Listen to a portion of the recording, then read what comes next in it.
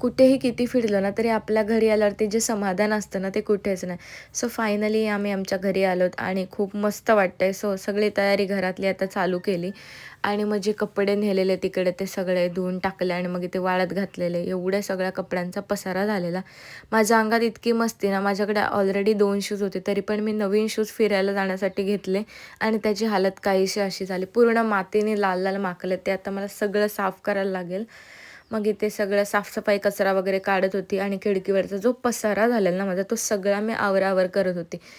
तुम्हाला जर वाटत असेल की मी नुसती फिरत असते, मी फिरते पण आणि मी प्लस घरातलं पण करते.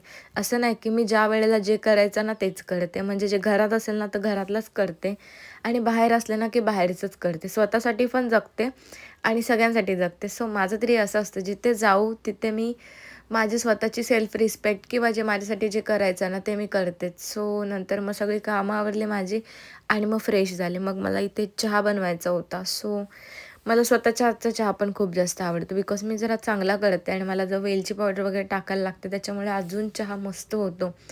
सो ते वगैरे चहा पिला पहिला आणि मग खूप दिवसांनी जवळ मी जेवण बनवणार आहे. कारण रोज बाहेरचं बाहेरचं खाऊन पण कंटाळा आलेला. मग इथे वाटाण्याची मठाची अशी आमटी बनवायची होती मला. सो ती अशी थोडीशी सुकीच बनवली आणि मस्त अशी भाजी बनवत होती. माझ्या नवऱ्याला असं वाटतं की 2 दिवस सुट्टीवर गेलं जसं का 1 महिन्याचा ब्रेकच पडला. पूर्ण कामाचा लोड घेतला. रोज कामच करतोय तो. सो माझा दिवस तर आजचा असा गेला. भेटू उद्या. बाय.